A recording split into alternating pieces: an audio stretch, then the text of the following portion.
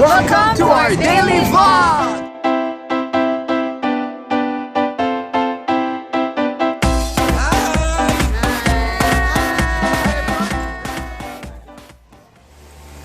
Good morning guys! Ayan, 4:30 na. Hindi ko alam kung nakikita nyo. Ika lang, ayan. Grabe, dapat gigising ako 3:50. Kaya lang, ewan ko, hindi nag-alarm yung phone ko. Buti na lang marami akong in-alarm like 4:15, 4:30. Grabe, madali ang ligo. Ang hirap pala. Binasa ko na yung vanity mirror ko kasi mag-makeup na ako. Tapos, ayan, madalian na guys. Later na lang. Teka, nakalimutan ko pala. Good morning! Hi guys, grabe, madali ang makeup ako ngayon. As in, 15 minutes makeup lang. And gamit ko pala yung gel ba kinakaubad ka? Oops. Ayan, Photo Ready na BB cream ng Revlon yung gamit ko. And baka next week, pag may time ako, gagawin ko na ng review yung Revlon, yung Olay na, oops. Naka-pants na pala siya. Gagawin ko na review yung BB cream ng yung Olay serum, magagawan ko na siya ng review kasi next week mga saktong 5 days ko nang gamit. Ayan, pero usually naman mga ganong 3 days to 4 days nakikita ko na yung effect kapag okay sa face ko, kaya gagawan ko siya ng review next week. So yun lang guys, 5:10 na, kaya kailangan na namin kumain and umalis siguro by 5:30. Ayan, simple makeup lang ako. Yung eyeshadow ko super neutral lang, and yung lipstick ko is from KZ, yung super pink nila. Tas, ayan lang. Sige guys, mamaya na lang. Hi guys, ayun, simple lang suot ko. Plain gray shirt lang, pants, tsaka naka-boots lang ako. Ayan, super simple lang kasi alam ko namang mainit lang din, and wala lang, gusto ko simple lang din. Kaya, ito lang, tingnan niyo. Ayan, mamaya try ko mag-OOTD dun sa ABS na lang. And kaka-plancha ko lang ng konti yung buhok ko. Ayan. And kakain muna. Guys, to kickstart our day, we're gonna be having this really healthy Nestle Fitness Clusters almond cereal. So whole grain siya, and very good of course for digestion, rich in fiber. So it's gonna give us really good energy. We're gonna be walking a lot today. Experience niya yung lakad ko ngayon. Sige guys, kain muna kami. Ako feeling ko nga parang dyan lang yung workout sa Alabang eh. Nasanay ka na. Paano na kami mag-ar? Ayun, magka-quarter na. So, alis na kami. Grabe, ang liwanag na pala ngayon. Good morning daw, sabi ng manok. Hello guys, ito kami ngayon sa bus. Nag-commute lang kami. Pinakadulo kami ito, Edsa na. We're in Magallanes. Sarap ng pwesto ko dito. Nakataas pa ako. We're in the back seat, right? Super aga pa namin. Alam na ni Heinz kasi yung oras, pero okay lang. At least doon magsistay pa kami. Kasi ako, nagsasakay ako ng 7:10 sa MRT. Namarating ako doon 7:30. Yan mo na. Ay, ganun. Hala, super aga pala namin. 10 minutes. 8:30 pa kami dapat doon. 8? 8 ba daw sabi niya? Okay lang. Hey Hi guys! So, we're here now sa Ayala MRT station, and super aga namin talaga. As in, Okay lang yan, kasi sabi ko magpa-vlog pa kami doon. at least na-experience niya yung kung paano yung araw ko araw-araw. Yes, ayan. Naligaw ka ba? Hindi, okay lang. Sige guys, mag-aakay na kami ng amor. Ayan, baka mamaya rin pala kami magsimba. Para bukas pahinga. Kasi walang tulog si Heinz, di pa siya nakabawi ng 8 hours na sleep. Ayan. Iwalay kami ni Heinz ngayon, ano doon si Heinz eh. Pinababa kami kasi sirado yung train, so nag-aantay ulit kami.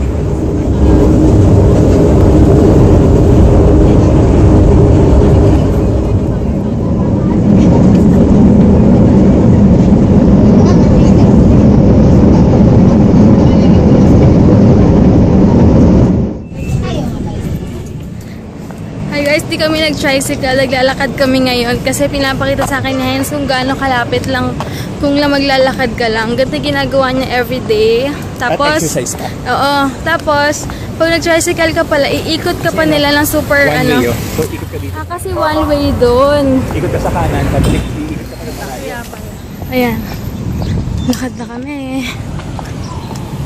Dito daw parking ng mga artista kasi malapit sila. Wala kasi akong ID, si Heinz lang. So, bawal ako dumaan dyan. Si Heinz lang may karapatan ngayon dyan. Meron dito. Oo, ragged lang daw ang forma ko today. Ito na ata yung pila sa Showtime pero hindi kami daw dyan pipila kasi empleyado si Heinz. So, may iba kaming way. Yan, dito na kami sa ano to? PLJ building. In other words, when you look Ito pala yung Dropbox sa ABS-CBN TV Plus. Yung yata yan. Hi guys, pinakaunahan pala kami. And andito si Kuya Rick. Sumali pala siya sa Kalokalike. Kamukha daw ni Vic Soto. Kalokalike ni Vic Soto. So ngayon, sa harap daw kami uupo. So makikita-kita niya kami. Meron pala kaming souvenir from Studio Tours. First time! May ano pala kami, first batch kami. Mga stars on 45. ABS-CBN Global has become Nakita niyo siya sa ABB, right? Yeah. Hi guys, my name is Heinz. Ako dun sa mga pioneer ng ABS-CBN sa Kidzania, Manila. So it's one of the biggest role playing entertainment na mag-o-open po sa Bonifacio Global City Taguig this summer. So it caters po sa mga bata ages 4. Medyo bawal mag-vlog. We're on our way to ASAP Studio. Wait lang biggest studio Huwag in kayo Asia. maingay. Bawal kasi. Ito yung malaking... Guys, pasensya na bawal yung camera kaya patakas-takas lang. Hindi ako nakapag-vlog dun sa may ASAP pero maliit lang pala siya. Daanan namin yung mga dressing room nila. Panakaw lang tong kuha ko guys. Para lang makita nyo rin. Theater na to. Ito kami sa studio ng Deal or No Deal. Super liit lang nito. Kala mo yung sa taas ni Bang. Ayan. Parang useless yung workout eh. Tignan nyo. Ang dilim pasensya. Nandito kami sa ANA. ANA Studio, Aquina na Buddha tonight. Yeah. Ayan, ito kami sa... Oo nga eh. O, diba? Ayan, super liit lang. Drawing lang. Kaya, yung iba nila nagpapapicture kasi ilang beses. Ayan, papicture kami. Super nakakatuwa naman.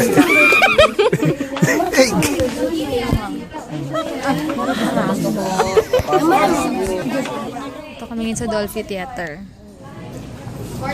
Dolphy Theater. Dito daw nakita ni Heinz yung ano yan, Love You na shooting. Diba? Oh, yung Love University. Dito daw. Diyan niya ako Tapos tinatawagan. yung kainan nila Paolo Abilino dito yun.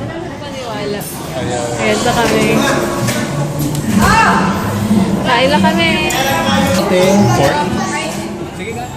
May briefing daw muna kami bago sa showtime. Ayan, medyo mainit dito. Wait lang, mamaya na. Ayun na, magsusulat si Heinz ng God Bless Showtime from Debbie and Heinz. Heinz and Debbie. Yung mga sa harap namin mga TFC subscribers, sila yung talagang legal. Kanina pinagkamalan kaming TFC. Ito yung mga... Ito na kami sa loob. Una-una pala kami. Dito kami nakapwesto sa pwesto ni Ann Curtis pag opening. Nandito na si Dambo. Bayan! Mga joke tayo lang yan!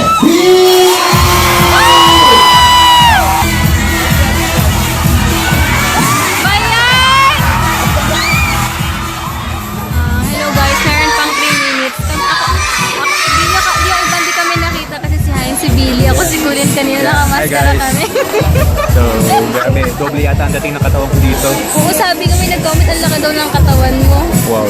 Hindi, triple kasi talaga sa TV. Ayan. Sila Jong. Wala, Ay, si Jong. Ayun, si Jong sa taas. Ayun, si Jong sila sa taas. 4 minutes pa. Pre, ano, si Vaisang. Wala nakafocus yun. Super focused naman.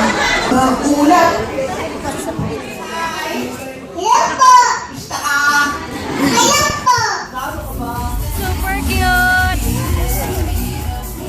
Hi guys, super thank you talaga na appreciate ko yung mga pictures na sanan nyo sa akin sa PM tsaka naka-video. Super duper thank you. Natutuwa ako at na-appreciate ko yung pag-send nyo ng mga pictures sa akin.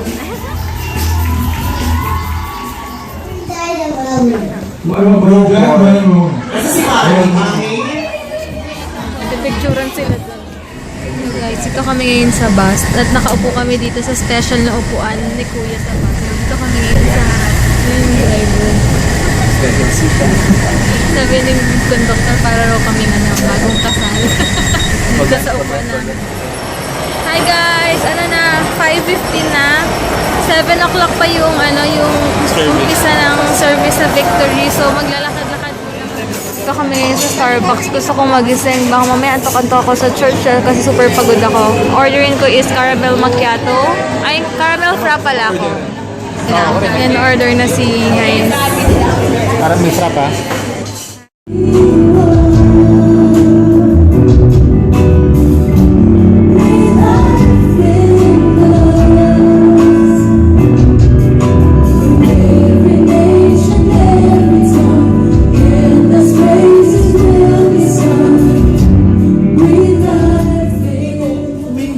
Santo kasi patay ang Diyos. Okay? Ako aware ho ako dyan dahil kasi nung minsan Biyernes Santo, maliit pa ako nun, yung kuya ko ay naliligo, tapos meron siyang mga kasamang barkada, kung lumusob yung mga magulang, pinapaahon silang lahat, hindi ba ninyo alam na patay ang Diyos ngayon? Bakit kayo naliligo? Baka malunod kayo. So ako dahil sa takot ko, narinig ko yun, tinawag ko na rin yung kapatid ko, patay ang Diyos ngayon. Umahon ka dyan, baka malunod ka. Okay. So yan po yung mga ilan lang sa mga pamahiin na alam natin na ino-observe ng maraming mga Pilipino, although hindi na lahat. At let me tell you, maging yung mga pareng Katoliko, hindi naman sila in favor sa lahat ng yan eh. Alam nila yung mga ritual na rin, katulad yun, iba yung paghampas sa katawan, alam niyo ba yun? Yung mga naglalakad ng penitensya.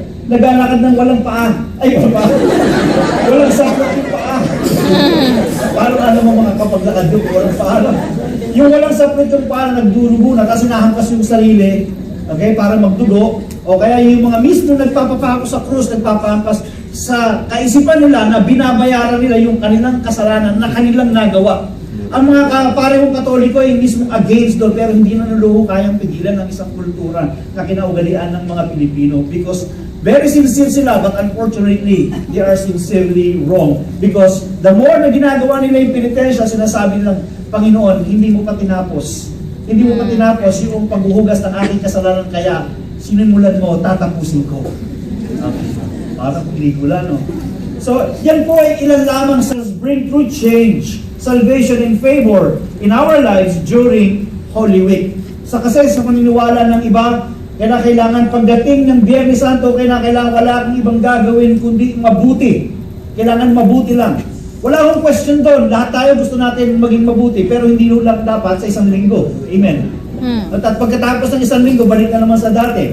Can we earn our salvation by doing these traditional practices? Can we earn our salvation or is it a free gift?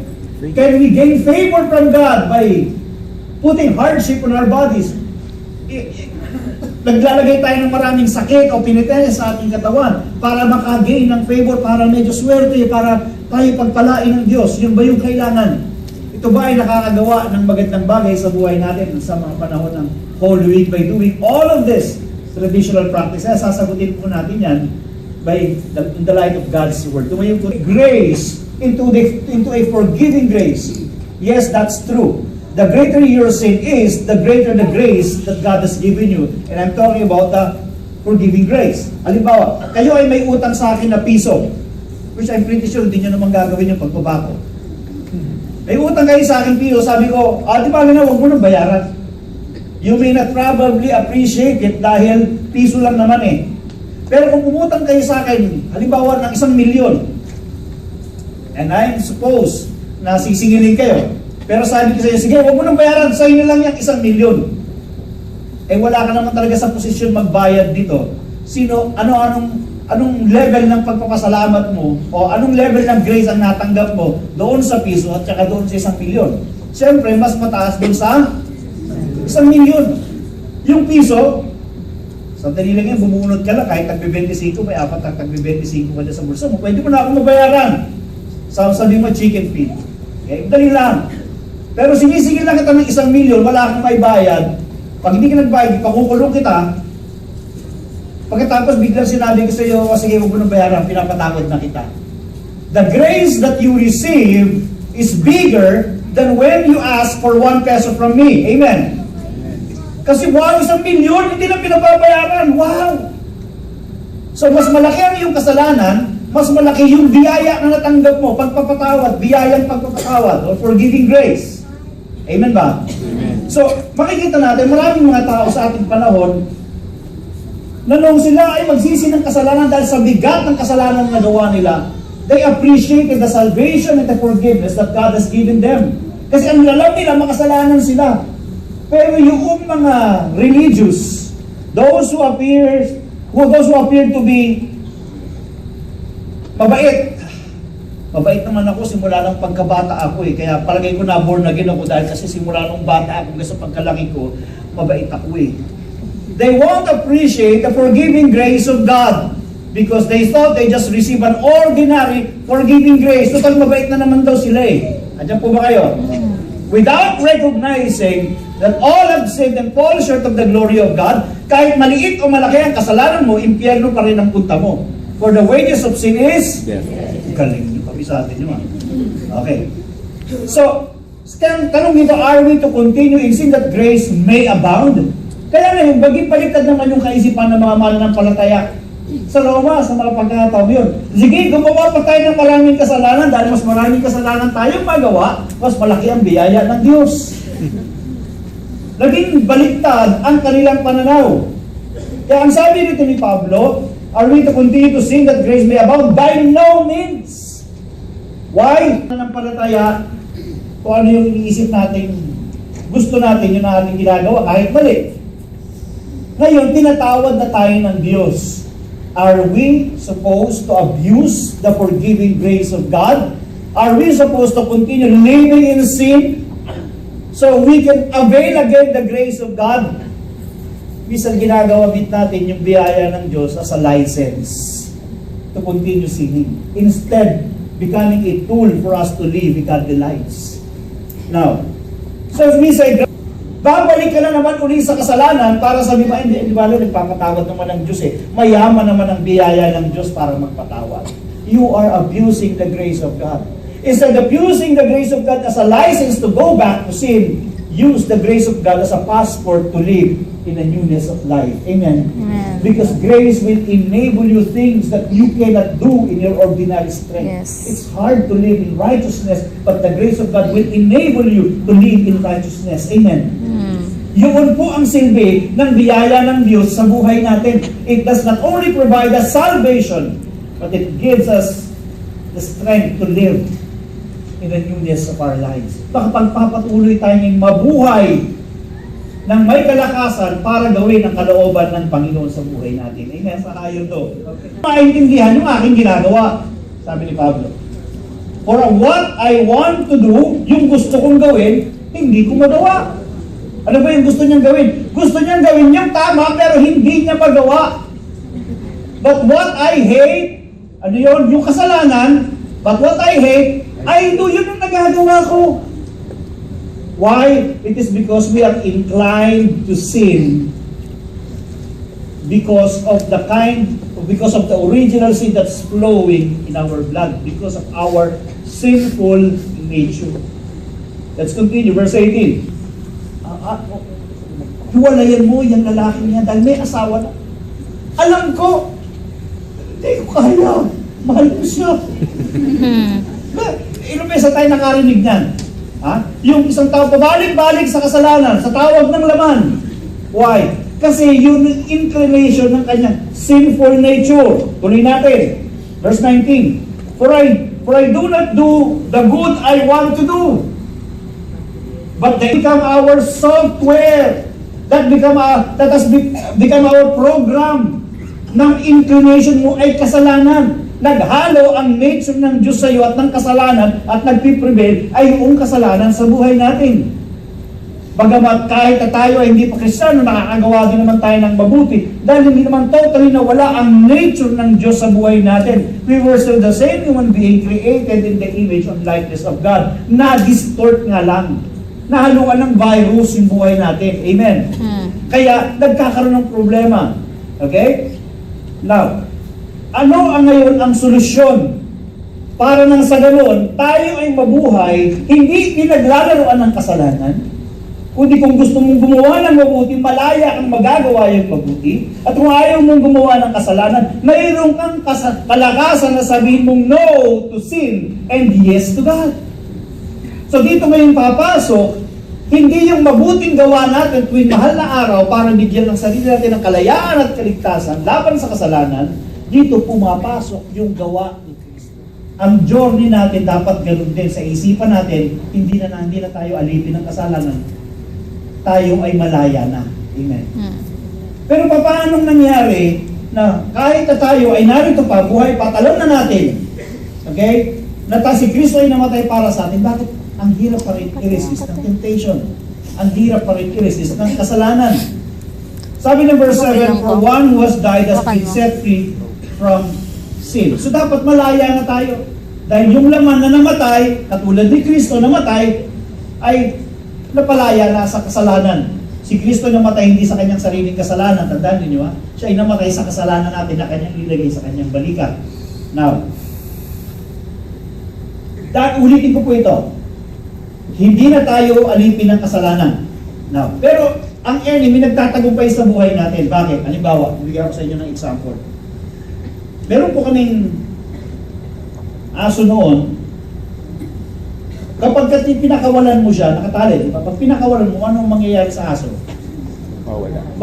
Takbo ng takbo yan. Kasi alam na pinalaya mo siya. Diyan po ba kayo? Tinatanggal namin yung belt niya. Okay? Tatakbo, magwawala. Sabi na, malaya na ako. Okay? Tapos tatali uli namin yan. Okay? May ginawa kaming technique doon, hindi namin tinanggal yung belt, tinanggal lang namin yung chain. Pero ang equivalent doon, pareho din. Hindi pa rin siya, malaya na siya, pero hindi niya alam. Diyan po kayo? So, hindi siya nagwawala dahil ang akala niya, nakatali pa rin siya. Kasi hindi namin tinanggal yung belt, pero ang tinanggal namin yung chain na nakaganon. Akala niya, hindi pa rin siya malaya, kaya hindi pa siya nagtatakbo. No, pagka tinanggal namin yung boat, talaga takbo ng takbo, buba, takbo ng takbo. Kaya sabi, parang nakawalang aso, di ba? Bakit? Kasi in his mind, alam niya, nakatali pa rin siya. Maraming mga tao, iniisip nila, alipin pa rin sila ng kasalanan. Kaya, hindi sila nakakalaya sa kasalanan dahil hindi nila alam na kay Kristo Jesus sila ay mayroong kalayaan. That they have the power to say no to sin and they have the power to say yes to God. Amen? Yes. Pangalawang illustration, aso ulit. Okay. Yung aso namin ngayon, that's why they can get over the temptation of sin because in their minds, alipin pa rin sila ng kasalanan. That they have no power to overcome sin. Anong ibig sabihin nito? Ang labanan ay sa isip. Ang labanan is for you to resist the deception of the enemy because the devil would like to make you think that you are not yet set free. You are still in bondage. You are still in prison of sin. But God would like to let you know that in Christ you have your freedom. Amen. And we are free in the name of Jesus. Hi Pamela, super thank you sa mga screenshots mo na ang linaw. Maraming salamat. Yan, tapos na kami magsimba. So, punta muna kami dito sa USPA. And lubat na ako sa bahay na ako mag-vlog. Bye guys! Mamaya ako kwentuhan ko kayo pag di pa ako inantok. Pagod na ako. Okay pala tong I1 TV guys. So, basta guys, super thank you sa mga nag-send ng videos and pictures. Super na-appreciate talaga namin. And Don't worry, mananood kami ulit sa showtime. Bago tayo, sining mo to tayo. Sige guys, bukas na ako magkukwento kasi super pagod na kami and mag-edit pa ako ng videos. Good night guys! So, sobrang thank you. I love you so much guys.